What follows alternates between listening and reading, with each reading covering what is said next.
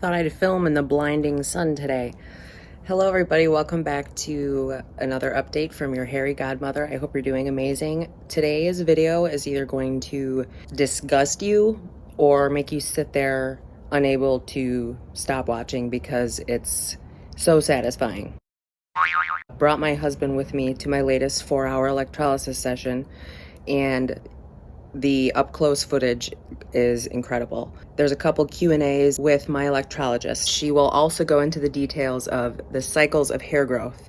She even will point out what they look like after she has removed them from my face. Enjoy that. I'm just going to let you pretty much watch my session in this video. And feel free to talk for me at all if you need to, babe. Like today's session's 4 hours, whatever. But I can always fill it in later too. You just filled it in. So I've already had this whole left side of my cheek cleared out once, but since hair grows in cycles, we're going over it again. It's not that it didn't work. It's not that the hair grew back. It's just that new cycles of hair have now surfaced and come out. We're taking electrical current through this needle and goes into the follicle, and that electrical current is what is killing all those hair germ cells within the follicle. But it takes time to kill all those hair germ cells. You can't kill them all in one day. We never tell you an exact time because we never know. But it could take you up to 2 years. With PCOS, it takes... Right, the hormonal imbalances, there's so many factors that go into it. So the mentality of knowing that you have to just commit and do it and keep going. The time's gonna pass anyways, so I'd rather it pass with less hair. For alleviating pain, definitely the preventative, taking a Tylenol before or after, and then you can either put your own numbing cream on, or I would think most electrologists have numbing cream to offer to put on themselves. So. I would hope so.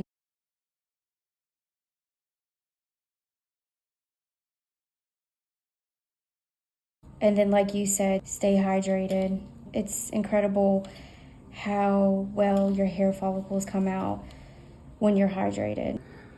Moisturizing your skin is so important too, because it just needs all the moisture it can get. Your skin is very hydrated. Like, it's really hydrated. You have nice skin, you really do.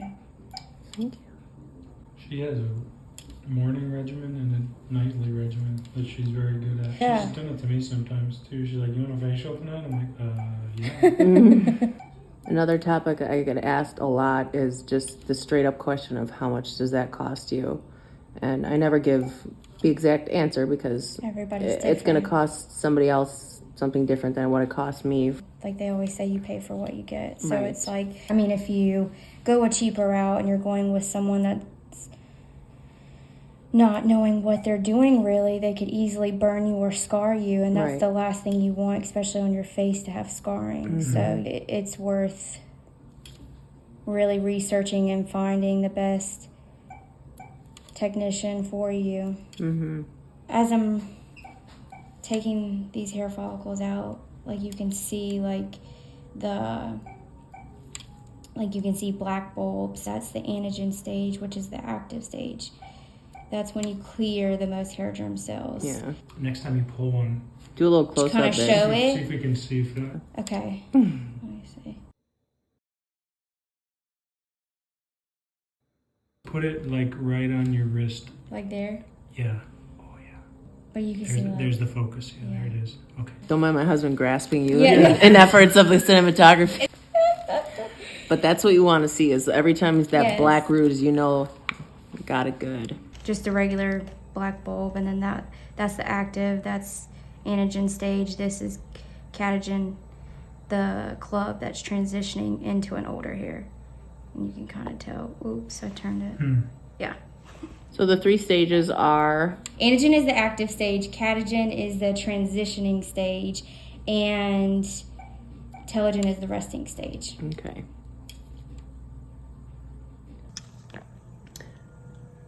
Another huge question I get asked is, why don't you just get laser And for those that don't know, I got laser about 10 years ago, my whole entire face, multiple sessions. But then, unfortunately, I experienced paradoxical hypertrichosis. It's when you end up with 10 times more hair than you did in the first place. Now, my hair is caused by my PCOS, so it's a hormonal condition. It's not going to happen to everybody. But that was my experience with laser. You know yourself from your clients that absolutely can happen with laser on the face, correct? Correct. Yeah, so it's one of those things that you just take the risk, because with some people it works, and then some people it makes it 10 times worse. So if you have hair growth on your face, I always recommend doing electrolysis versus laser, just because you don't know if you could be one of those people that it makes it worse. And then two, it's permanent. Electrolysis is permanent. You want something that's going to be gone forever, especially when it's on your face. Yep. You don't want something temporarily gone. I mean, laser hair removal and electrolysis hair removal sometimes are used interchangeably, but they are not the same thing. Electrolysis is, recognized by the FDA as permanent hair removal solution. Versus laser, which is not. Those are good ones. Is it?